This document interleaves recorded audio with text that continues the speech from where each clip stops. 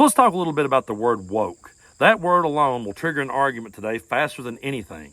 And politicians are going out of their way to demonize this word. Why is that? Well, this term was originally coined by the black community. And just like everything else, white people grabbed it, bastardized it, they're demonizing it now and using it against everybody.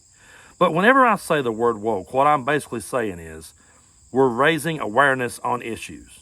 Sometimes those issues makes people uncomfortable. Sometimes people don't like to confront those issues, and sometimes people like to pretend that those issues are over with and done, that we've moved past it.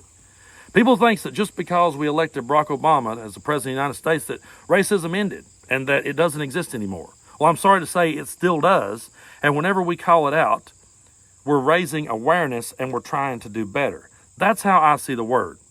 But you got politicians going out of their way to demonize it, calling it the woke mob and the woke mind virus.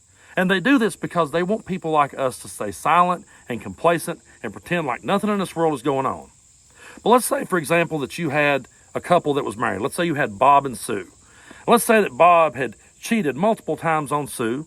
Let's say Sue had made some mistakes in the relationship herself, but they wanted to save the marriage. So they went and they sat down in front of a marriage counselor, and they had to get everything out on the table. They had to air their dirty laundry. They had to get it all out there, and they had to talk about all of it. So Bob had to admit to all the mistakes he made, all the times he cheated on Sue. Sue had to admit to her mistakes as well. And the two of them said, we're going to admit to this and we're going to start over today because we want to save our marriage, because we want to make this thing work. Now let's say they agreed to do better. They agreed to move forward. They agreed to make it work. And then let's say 2 weeks later, Bob cheats on Sue again. Sue stands up and says, that's bullshit. He's a cheater. And Bob says, no, you're just woke. We've made so much progress here. We've made so much progress. We don't have any problems. We got past that. No, Bob, you're still doing it. When we call these things out, we're not saying that progress hasn't been made. We're saying that mistakes are still happening. And we don't have a virus because we're pointing that out. They can try all day long to demonize people for calling shit out. But we're not going to stop. If it makes you uncomfortable, tough shit. It's made me uncomfortable before. I had to realize that flag I thought meant Leonard Skinner meant something else. I had to figure out that I shouldn't be laughing at certain David Allan Coe songs. I learned that because I was taught it and because I was willing to learn and I was willing to do better.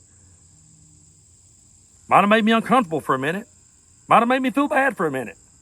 Can't believe I laughed at that. But I had to confront it. And I had to do better. And that's all this is about. For those of you that don't want to confront the past or do better, or for those of you that wants to put it in the past and act like it never existed again, people like us are going to continue to call it out. And you can say that we've got white guilt all day long. It's not about that. I wasn't there 100 years ago.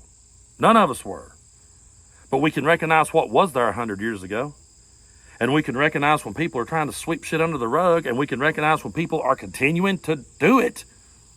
We can recognize when Bob continues to cheat on Sue. And I really can't believe that in 2023 I'm even having this conversation. If you'd have asked me back when I was younger, where will we be in that year, I'd have said, well, we will definitely be making some progress. Well, surely to God we will have moved past certain things, but nope, here we are, still having to explain it. Still having to break it down in the most elementary of ways to get the point across. We ain't the bad guys for pointing this shit out. When we see a white cop with his knee in a black man's neck and 4 cops standing around watching it, and we watch the media demonizing that black man all over television, and we point out, hey, that's racism 2.0. That doesn't mean we have white guilt. That doesn't mean we're not acknowledging the past. That doesn't mean that we're not acknowledging progress. That means that we're calling it out because it's still fucking happening. We don't have a virus. We're not sick. We're the ones trying to raise awareness and fix the illness because we want to do better.